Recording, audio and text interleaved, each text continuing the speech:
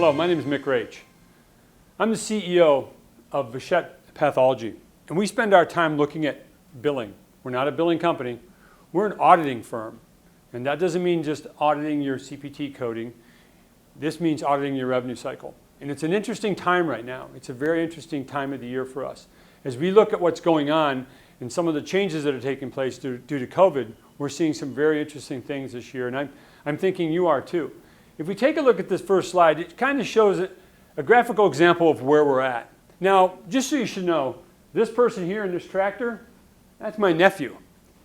He spent a couple years of his life picking trains up, and they called it train wrecking. And this is where we're at right now. We took a month or 2.5 months of our revenue cycle off and had to restart things. So our revenue cycle was laid down on the tracks, and now we're finally putting things back and getting where we need to go. If you take a look at this is what we call the COVID curve.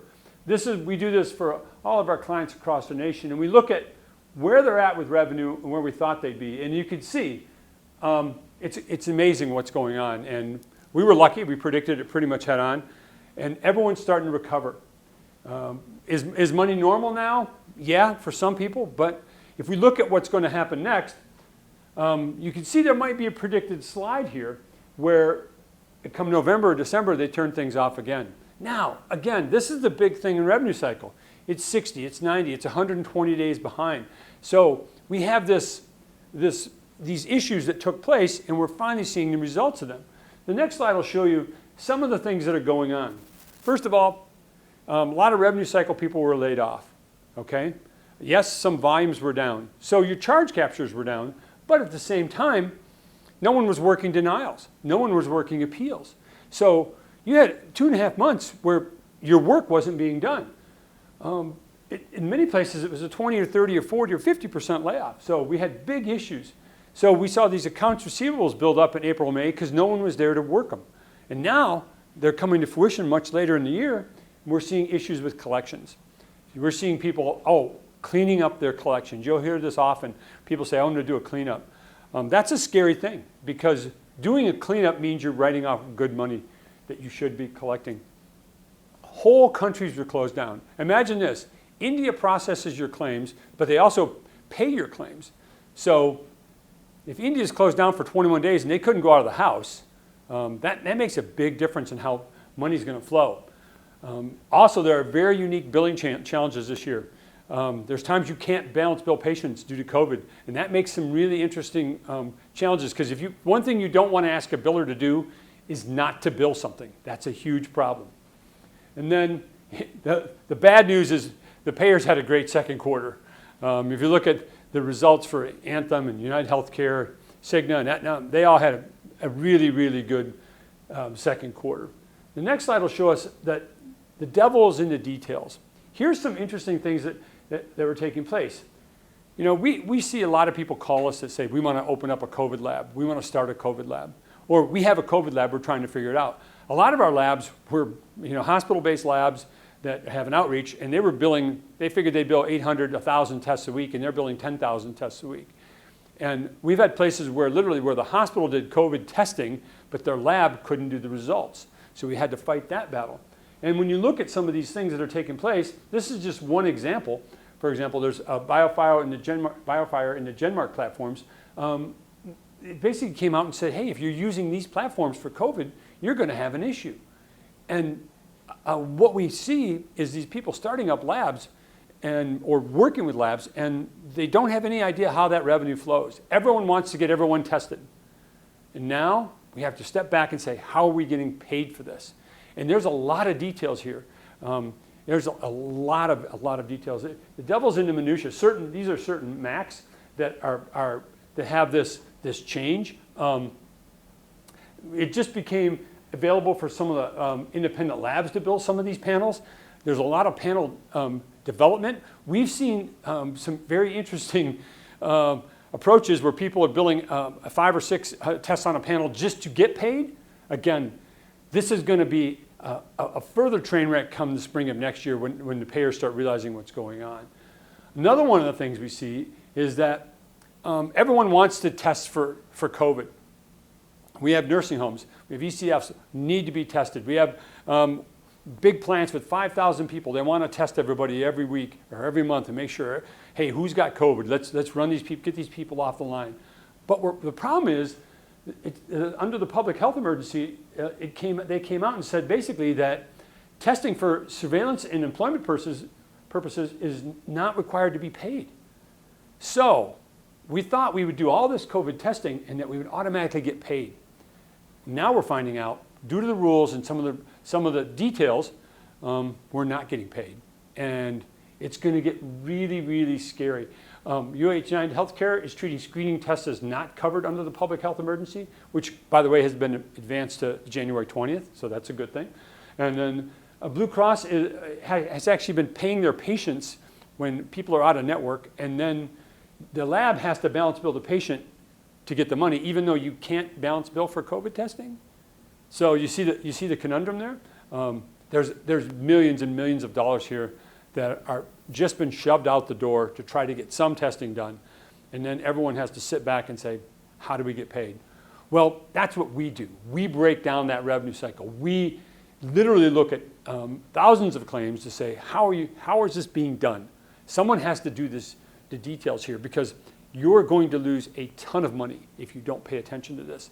And you've already got a ton of money invested. Often the ROI here is way less than you think, because you bought the test, you found the test kits, you got the reagents, you're up and running, and you're billing the hell out of this, but you have no idea how you're getting paid. And it's important to know that. Another thing, Medicare is currently paying $100 for COVID tests, which is a pretty good rate. I mean, we know a lot of people that make a really good margin on that number. The question is, when does that number change?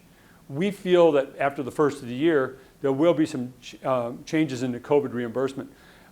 It's interesting to see how COVID-20 is going to be handled, because this flu season's coming, and it'd be really interesting to see how they handle payment for that.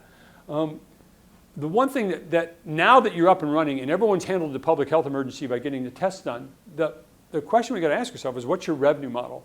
Again, someone needs to sit down with your team and say, how do we make money at this? What's our ROI? And then what's your billing strategy on this? If we can't balance bill during a public health emergency, when does that end? Who are we balance billing? How are we getting patient money that's being paid to them directly from out of network providers? These challenges will continue to happen.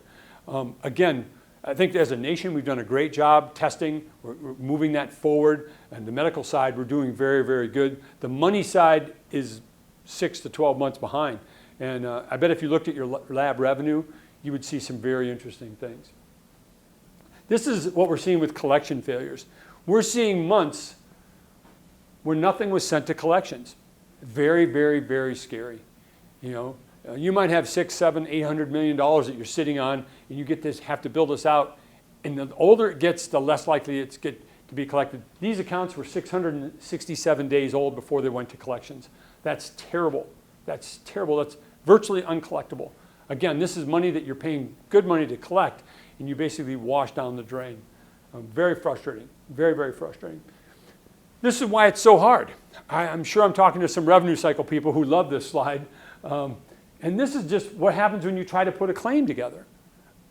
It's funny, we get these calls from venture capital companies that have $10 or $20 million, and they think, yeah, we're going to do COVID testing, and we want to get billing up and running in 30 days. And we try to tell them, well, look at the variables here. Even to get Medicare up and running in 30 days is virtually impossible, because you have to give them a 30-day notice, and then you have a 14-day notice for the electronic submission. So people don't understand the details behind this. Literally, we've had people call us and say, we're going to do billing off our computer at home, and we're going to bill the 10,000 COVID tests a week on that. And boy, that goes back to slide number 1. That's a train wreck waiting to happen. So how do you audit this, and how often do you audit your RCM cycle process? People audit their RCM cycle. I get it. They have internal people that do that. But when do you sit down and break down this whole cycle from cradle to grave, from charge capture to collections, and say, how do we do each piece? How do we look at that? We work a lot of health systems that bill hundreds of millions of dollars, and they bring us in just to look at that revenue cycle piece. We're doing it all virtually now. It's a series of interviews, and it's a 680-step process to get it done correctly. But it's amazing what we find. When you do this, we end up with a rating score. I would ask you, how do you think your lab RCM process rates? If you were to look at this, and you were to break down your RCM process for your hospital or your health system when it comes to lab, what's it look like? How would you score? We're one of the only companies out here that can physically score this. We've done it 300 times. So we have metrics to say, here's what you're doing right, here's what you're doing wrong. The next thing we look at is going forward. How do we handle things going forward? Correct billing strategy for COVID to decrease audit complications. There will be audits on this. The OIG has already come out and said, we are going to audit the hell out of this because they know that the fraud is rampant here. And we've already seen 2 or 3 cases of $10 or $20 million where people were basically collecting information and billing it without actually doing the test. So the second thing is insurance takebacks. I'm not sure if you're aware of this, but the insurance has the ability to say, we paid you for these tests, and guess what? We decided they weren't covered, so we want our money back. It's like a retroactive tax. Medi-Cal did this a while back, a couple years ago, where they actually wanted 10% of all the money they paid their providers back from the last year, which I call the retroactive cheeseburger tax. It's like going to McDonald's and paying 10% of the cheeseburgers you bought yesterday. But these takebacks will happen, and they're not going to be small. They're going to be millions and millions, and maybe tens or hundreds of millions of dollars when it's all said and done. So insurance is going to recoup this. The next thing, going forward, billing for ECFs and screening tests. We're promoting or pushing all our clients to go client bill on all these. Even if the patient has insurance, do a client bill when at all possible. It's very clean, it's very concise, and you don't have to deal with insurance takebacks. They have to pay you somehow. Another thing that comes to fruition here is that, for example, in Tennessee, a lot of states have individual programs, but these programs are all ending. So who do you submit this to? What portal do you go through? How do you get paid for this? Going forward, there's a couple other things we want to take a look at. Things to do this fall. Understand the effects of these RCM changes. Revenue cycle is going to change, and it might change forever. We know a lot of billing places and a lot of billing offices have never hired everyone back. They're still missing people. Hold your billers accountable. That's a lot what you pay our firm to do, is to come in and look at people that are doing your billing and saying, are you doing it right? I realize accountability is a tough thing, but someone has to hold people accountable. Like I tell my staff, we're the no people. When your billers or your billing company gives you an excuse, we just say no. We want the real deal. And you'll know it when you look at the numbers. Be prepared for an audit. It's going to happen. We saw Blue Cross do this about 10 years they went categorically across all independent labs. We think the private payers are going to do this, and we're really sure Medicare is going to do this, and the OIG is going to do this. Look back in April and May for charge capture. Look for things you didn't do. Granted, your volume might have been down to 40% or 50%, but June and July were 120%. So check your charge capture. Let's not let 5% of our work go unbilled, never even collected.